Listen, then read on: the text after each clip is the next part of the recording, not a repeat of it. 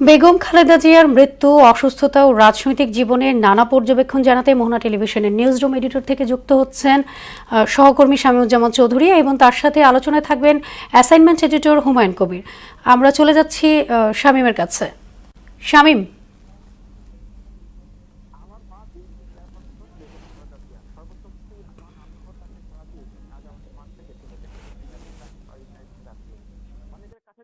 আজ আমাদের মাঝ থেকে চলে গেছেন, ইন্না লিল্লাহি ওয়া ইন্না ইলাইহি রাজিউন। অনেকের কাছে তিনি দেশনেত্রী, আপসীর নেত্রী, গণতন্ত্রের মাতা, বাংলাদেশের মা। এই কথাগুলো ফেসবুক স্ট্যাটাসে বলছিলেন বিএনপি চেয়ারপারসনের বড় ছেলে এবং জিয়াউর রহমানের বড় ছেলে তারেক রহমান। আজ বিএনপি চেয়ারপারসনের 43 বছরের যে কর্মময় জীবন, এই জীবন নিয়ে মোহনা টেলিভিশনের নিউজ রুম লাইভে আজ আলোচনা করব। আমার সঙ্গে যুক্ত আছেন মোহনা টেলিভিশনের অ্যাসাইনমেন্ট এডিটর হুমায়ুন কবির। ভাই, আপনাকে স্বাগত জানাচ্ছি আমাদের নিউজ রুম লাইভে। তারেক রহমানের কথা সূত্র ধরে যদি আমি বলতে চাই, যে তিনি বলেছেন যে আপসীর নেত্রী এবং গণতন্ত্রের মাতা বলা হয়। আপনি প্রায় এক যুগেরও বেশি সময় ধরে বিএনপি বিটে কাভারেজ করছেন, সংবাদ সংগ্রহ করছেন এবং সংকটের সংগ্রামের সুসময় দুঃসময় বিভিন্ন সংবাদ আপনি দেশ এবং বিভিন্ন জেলায় আপনি গিয়েছেন। তো আপনাকে যদি বলি যে তৃণমূলে আসলে বেগম জিয়া কেমন ছিলেন এবং তাকে কেন আপসীর নেত্রী এবং গণতন্ত্রের মাতা বলা হয়?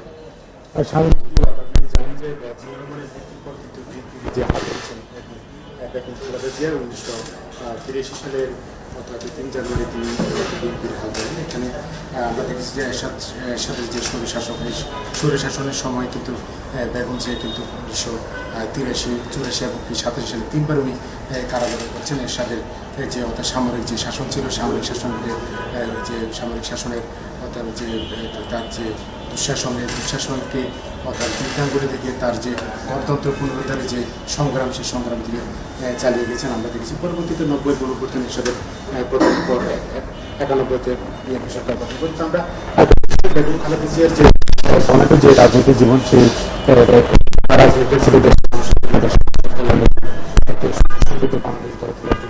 কিন্তু তার কাছে আমরা কখনো তার প্রতিহিংসা কোনো ধরনের দেশের মানুষের জন্য সবার জন্য উনি ভাব করতেন। পরবর্তীতে আমরা দেখেছি যে অর্থাৎ 96 সরকার গঠন করেছে, 2001 সালে দেশের বিরুদ্ধে কথা বলা, মানুষকে বিভিন্ন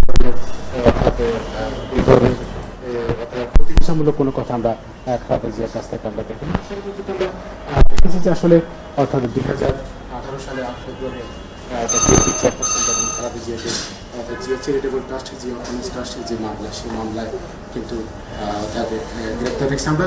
এই মামলা যখন খালেদা জিয়া অর্থাৎ নাজিমুদ্দিন যে রোডে যে আলিয়া মাদ্রাসা মাঠে যে অস্থায়ীভাবে স্থাপিত যে বিশেষ জজ আদালত, সেখানে আমরা অনেকবার তাই খালেদা জিয়া যতদিন ওইখানে হাজিরা দিয়েছেন একটি ভিত্তিহীন যে মামলা, যে অর্থাৎ উদ্দেশ্য প্রণোদিত মামলা, যে কথাটি আজকে আইন উপদেষ্টা আসিফ নজরুল বলেছেন যে আসলে একটা উদ্দেশ্য প্রণোদিতভাবে রাজনীতি প্রতিহিংসা করা নিয়ে এবং খালেদা জিয়াকে অর্থাৎ স্বৈর শাসক আওয়ামী সরকার এবং কি যে শেখ হাসিনা মন্ত্রিপরিষদের সংশ্লিষ্ট ব্যক্তিগুলো তাকে উদ্দেশ্য প্রণোদিতভাবে কিন্তু তাকে সাজা দিয়েছে, সাজা দিয়ে তাকে অর্থাৎ সাথে সাথে যে জেল বিনা চিকিৎসা তাকে মৃত্যুর মুখে ফেলে দিয়েছে। আসলে আমাদেরকে বলেছেন অর্থাৎ তাকে স্লো পয়জনিং করা হয়েছে, তাকে মৃত্যুর দিকে ঠেলে দেওয়া হচ্ছে। সে কথাগুলিকে তাকে সত্য কিন্তু রূপ নিয়েছে। আমরা দেখেছি যে খালেদা জিয়ার এই অবস্থার জন্য আমরা যদি বলি, খালেদা জিয়ার এই অসময়ে চলে যাওয়া জাতির জন্য অপরিণীয় অভিভাবককে হারিয়েছে জাতি। তার মৃত্যুতে আসলে কথা বলারও ভাষা আমরা হারিয়ে ফেলেছি। আমি নিজেও শোকাহত, যেটা আমি বিএনপি বিডে প্রায় দীর্ঘ 1 যুগ করে আমি কাজ করছি। আমি বিভিন্ন সভা সমাবেশে দেখেছি খালেদা জিয়ার সাথে, আমি বিভিন্ন জায়গায় গিয়েছি। তার বিশেষ করে তার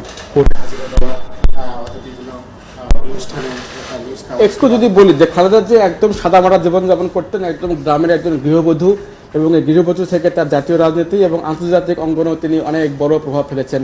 আপনি আসলে তৃণমূলে তার সঙ্গে গিয়েছেন বিভিন্ন সময়, তাকে আসলে তৃণমূলে তার জনপ্রিয়তা সেটি আসলে কেমন দেখেছেন?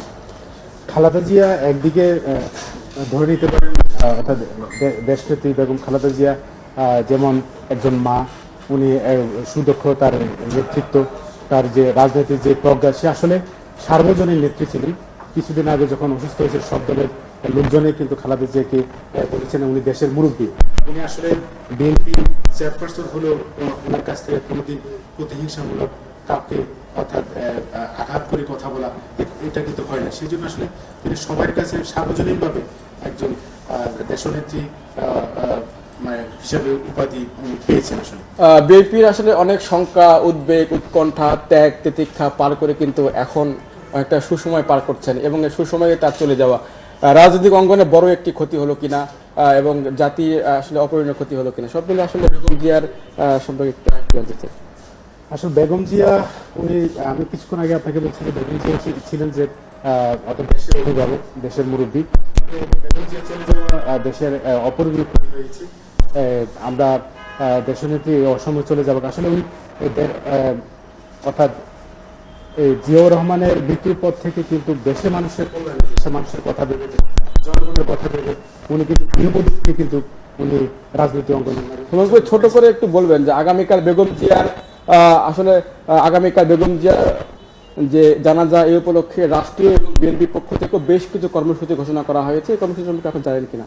বিএনপি মহাসচিব মির্জা ফখরুল ইসলাম আলমগীর বিএনপি পক্ষ থেকে 7 দিনের কর্মসূচি ঘোষণা করেছে। তার মধ্যে রয়েছে যে অর্থাৎ কালো পতাকা উত্তোলন এবং দেশদারুণ অর্থাৎ জেলা পর্যায়ে বিভিন্ন জেলা উপজেলা যে শোক বইয়ের স্বাক্ষর গ্রহণ। আমরা দেখেছি যে খালেদা জিয়ার মৃত্যুর পরে কিন্তু বিভিন্ন রাষ্ট্রদূত যারা আছেন, বিভিন্ন দেশের রাষ্ট্রদূত জাতিসংঘ থেকে কিন্তু শোক বার্তা পাঠিয়েছেন। অর্থাৎ সরকারের পক্ষ থেকে কিন্তু কালকে সাধারণ ছুটি ঘোষণা করেছে, 3 দিনের রাষ্ট্রীয় শোক ঘোষণা করা হয়েছে। তো আমরা যতটুকু শুনেছি যে খালেদা জিয়াকে রাষ্ট্রীয় মর্যাদায় কিন্তু দাফন করা হবে আগামীকাল বা যুগল অর্থাৎ সংসদ ভবনের দক্ষিণ প্লাজা মানিক মিয়া এভিনিউতে জানাজা শেষ করব একদম 20 সেকেন্ডে শেষ করবো। আপনার সঙ্গে কোনো ব্যক্তিগত স্মৃতি আছে কিনা এটা বলে শেষ করবো।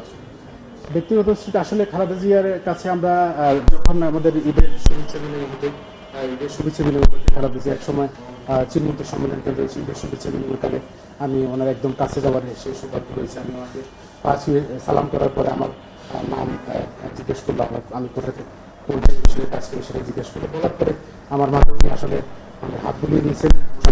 স্মৃতিটা আসলে আমার সবসময় আমরা মনে পড়ে। ধন্যবাদ আপনাকে। খালেদা জিয়া, আমার সহকর্মী যে বললো, খালেদা জিয়া আসলে তৃণমূল থেকে জাতীয় এবং আন্তর্জাতিক পর্যায়ে যে ভূমিকা রেখেছেন, তার যে 43 বছরের যে রাজনৈতিক জীবন, সেটি নিয়ে আলোচনা হলো। তো আমার কাছে এই ছিল সবশেষ তথ্য। সোনিয়া, আমরা এখন ফিরে যাচ্ছি স্টুডিওতে সোনিয়ার কাছে। শামীম, আপনাকে ধন্যবাদ।